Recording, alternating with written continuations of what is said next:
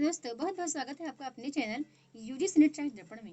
तो जैसा कि आपको पता है बंधुओं कि अभी हमारे एग्जाम काफ़ी निकट आ चुके हैं और हम कर रहे हैं यूजीसी नेट की प्रिपरेशन। चलिए आज हम बात करते हैं झूठा उपन्यास के भाग 1 के कुछ महत्वपूर्ण घटनाओं की कि जो टॉपिक है इसके किस किस घटनाओं पर आधारित है। तो बहुत इम्पोर्टेंट चीज़ है आपको ये देखना कि ये झूठा सा जो भाग 1 है वतन और देश, और इसका जो भाग 2 है देश का भविष्य। तो दोनों को आपने अच्छे से देखना है क्योंकि आपको पता होना चाहिए कि जो प्रथम इसका भाग है उसका केंद्र क्या है, पंजाब क्षेत्र है। ठीक है, पंजाब है, पंजाब का लाहौर है और इसमें स्वतंत्रता प्राप्ति और विभाजन के पूर्व की परिस्थितियों से लेकर स्वतंत्रता प्राप्ति और विभाजन की त्रासदी तक की घटनाओं का परिवेश देखने को मिलता है। प्रथम भाग का कथानक जो है वो 17 खंडों में विभक्त है, तो ये भी आपको याद रखना पड़ेगा। और उपन्यास जो है वो लाहौर की भोला पाधे की गली से प्रारंभ होता है। ठीक है, ये पहले भाग का हो गया विषय। अब जब बात करूं मैं दूसरे भाग की, तो जो द्वितीय इसका भाग है देश का भविष्य, तो वो जो है उसमें मतलब उसमें क्या होता है कि उसमें किस जगह का को केंद्र रखकर इस तथ्य को आगे बढ़ाया गया उपन्यास को। तो इसके केंद्र में बिंदु जालंधर, अमृतसर, लखनऊ और दिल्ली है। यह भाग 19 खंडों में विभक्त है। और कथा का प्रारंभ जयदेवपुरी की दयनीय स्थिति से होता है। वह जालंधर में विस्थापितों को बांटे जा रहे आटे और दाल को लेने के लिए लाइन में खड़ा होता है। ठीक है, तो बहुत ही बढ़िया। हाँ अच्छा, पात्र भी अलग अलग हैं।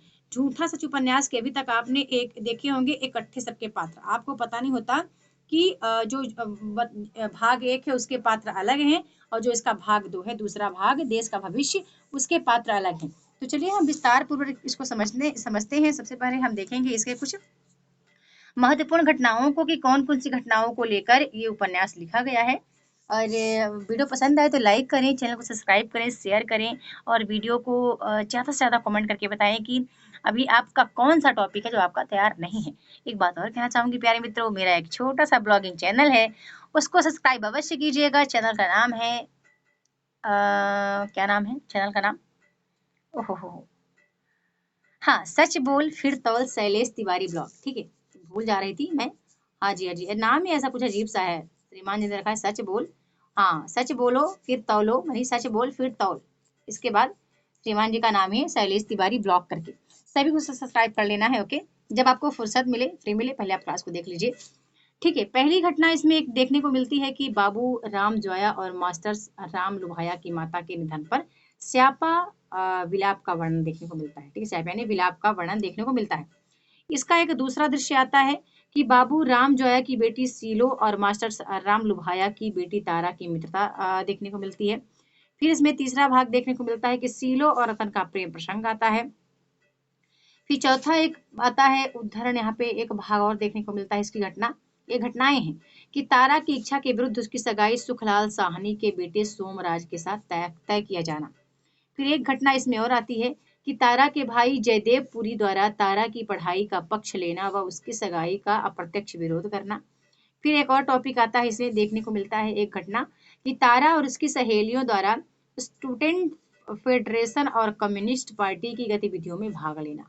एक और पार्ट देखने को क्या मिलता है यहाँ पे बंधु कि जयदेव पुरी और उर्मिला का लघु प्रेम प्रसंग देखने को मिलता है। फिर एक और घटना आती है कि जयदेव का साहित्य और पत्रकारिता की तरफ रुझान देखने को मिलता है। अगला आता है कि जयदेव पुरी द्वारा नया हिंद पब्लिकेशन लाहौर के मालिक पंडित गिरधारी लाल की मझली बेटी कनक को हिंदी पढ़ाने जाना, जयदेव और कनक के बीच प्रेम प्रसंग हो जाना। फिर एक और घटना आती है, देखने को मिलती है कि जयदेव का पैरोकार पत्र में नौकरी करना।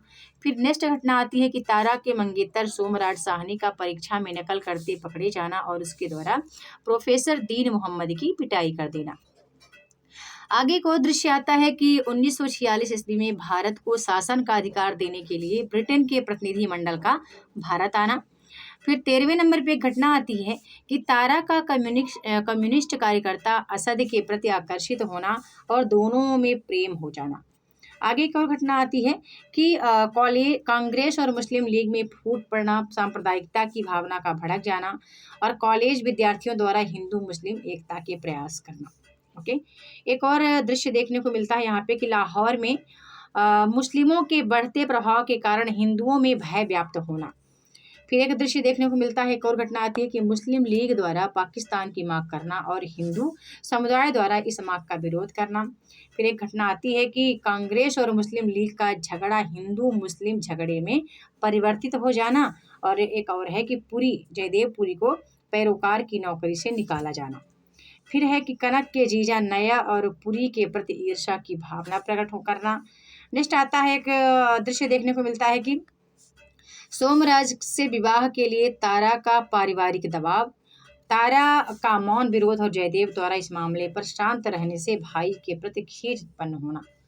एक और आता है दृश्य देखने को मिलता है कि पुरी की गली में दंगाइयों द्वारा आक्रमण, शहर में दंगों का भड़कना और बार बार कर्फ्यू लगाना। फिर एक और आता है कि भोला पांधे गली में रतन व उसके साथियों द्वारा हथियार इकट्ठे करना व मुस्लिम इलाकों पर आक्रमण करना।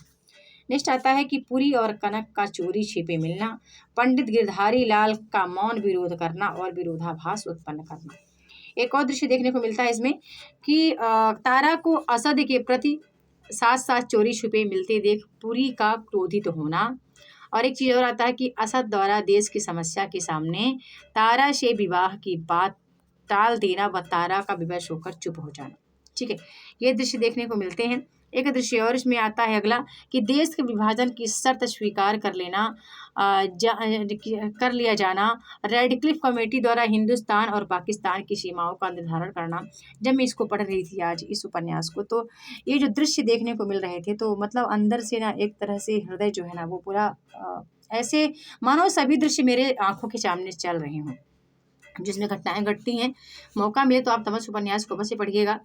और अगला है कि हिंदुओं द्वारा लाहौर छोड़कर जाने की तैयारी करना। नेक्स्ट एक दृश्य देखने को मिलता है कि तारा के विवाह के दिन उसके ससुराल पर दंगाइयों द्वारा हमला किया जाना, तारा का वहां से भाग जाना दिखाया गया है।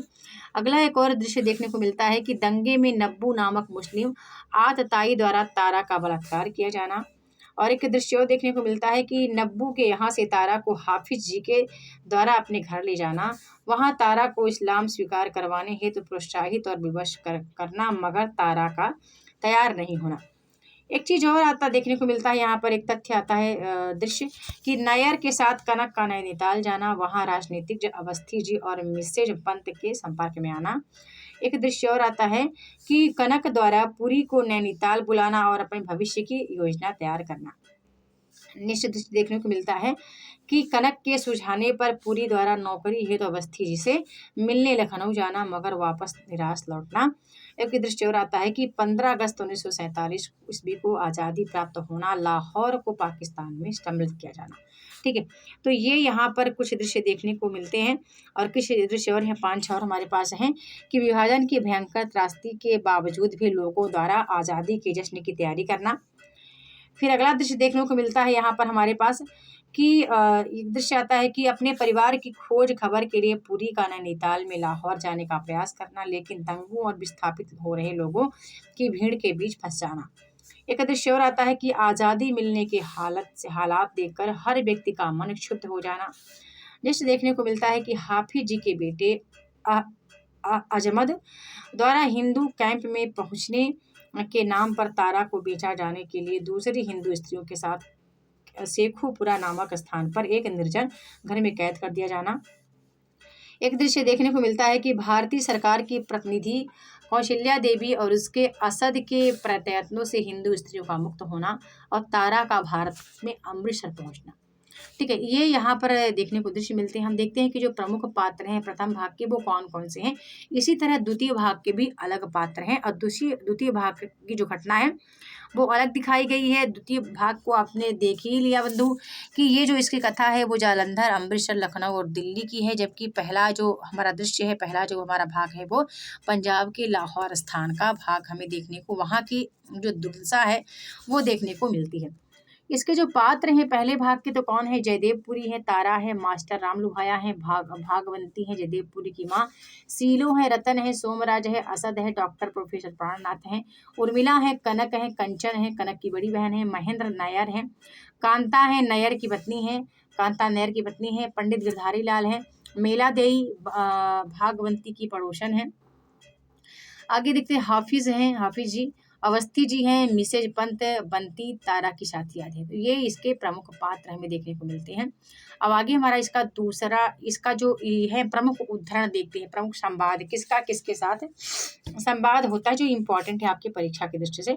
ऐसे ही हम इसके दूसरे भाग को भी करेंगे, पर आपके कमेंट आने चाहिए ताकि मुझे लगे कि ये क्लास आपके लिए सार्थक हुई और जो कम्युनिकेशन है हमारा कम्युनिकेशन सार्थक गया। ओके, क्योंकि फीडबैक मिलना आपको पता है बहुत जरूरी है। बात यह है कि लड़का उछल कूद चाहता है और लड़की बांध लेना चाहती है। बंध जाना और बांध लेना चाहती है कृष्णा तारा की सहेली से। ठीक है, आगे आगे हम देखते हैं कि एक कथन आता है कि विद्या चाहे जितनी भी उत्तम वस्तु हो और पैसा केवल हाथ का मैल, परंतु विद्या पैसे के बिना अप्राप्य रहती है। एक और कथन आता है, देखने को मिलता है, संवाद मिलता है कि जर्नलिज्म सियासत का जहाज है। जर्नलिस्ट चाहे तो स्टेट को बचा ले, चाहे तो डुबो दे। कशिश जी का पैरोकार पत्र के संपादक है, उनका यह कथन है। अगला है कि कलाकार और लेखक का यश पोला ढोल है होता है, जिसकी गूंज दूर दूर तक जाती है परंतु भीतर भीतर रहती है। तो ये भी एक संवाद आता है जो कि आपके झूठा सट से लिया गया है। और अगला है कि अन्य सब सम्मान शिष्टाचार मात्र हैं, पैसे का बल ही वास्तविक सम्मान है।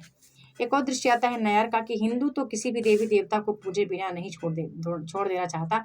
अपने देवताओं को पूज लेता है तो पड़ोसी के देवताओं को भी पूज लेना चाहता है, नयर का कथन है। आगे कथन आता है कि व्यवहार रूढ़ ही बनकर संस्कृति कहलाता है। तो उपन्यास के प्रथम भाग में विवाह के अवसर पर गाए जाने वाले पंजाबी टप्पों लोकगीतों का भी यथा प्रसंग समावेश इसमें किया गया है इस हमारे उपन्यास में, लेकिन इसका जिक्र में हम देख नहीं रहे हैं। तो बंधु, हमारा आगे जो आता है वो सच झूठा सच भाग का दूसरा भाग आता है। ठीक है, दूसरा भाग है, दूसरे भाग का की जो कथानक और मूल संवेदना है उसका जिक्र हम बाद में करेंगे। इसमें पता है आपको कि झूठा सच उपन्यास के द्वितीय भाग देश का भविष्य में आज़ादी और देश के विभाजन के बाद की परिस्थितियों का वर्णन किया गया है ना। तो इसके भी अलग उदाहरण है, मतलब बहुत बहुत महत्वपूर्ण घटनाएं हैं। जैसे कि पहली घटना इसमें देखने को मिलती है कि विस्थापन की पीड़ा है और झेलते पुरी का जालंधर में कांग्रेस के कार्यकर्ता विश्वनाथ सूद जी से मिलना होता है। एक और दृश्य आता है पुरी द्वारा कमल प्रेस का संचालन करना। कई ऐसे दृश्य हैं, यानी बहुत से इंपॉर्टेंट दृश्य हैं जो आपको परीक्षा के लिए जानना आपके लिए बहुत जरूरी है, क्योंकि 40 दृश्य में ऐसे हैं जो कि बहुत इंपॉर्टेंट है परीक्षा की दृष्टि से। और इसके भी जो अलग है ना, इसके भी पात्र बंधु अलग अलग हैं भाग 2 के भी। जैसे कि विश्वनाथ हैं, इसाक मोहम्मद हैं और रिखी राम है, प्रेस के कार्मिक हैं ये सब। इसमें इम्पोर्टेंट है सैयद है, ठीक है, असीर है, डॉक्टर श्यामा है, प्रसाद मिसेज अग्रवाल हैं, अग्रवाल हैं, मिस्टर अग्रवाल हैं, नरोत्तम हैं, मिस्टर रावत हैं और गांधी प्रधानमंत्री आदि नाम के बहुत से इसमें पात्र देखने को मिलते हैं। जया है, इसमें एक कनक की बेटी होती है जया।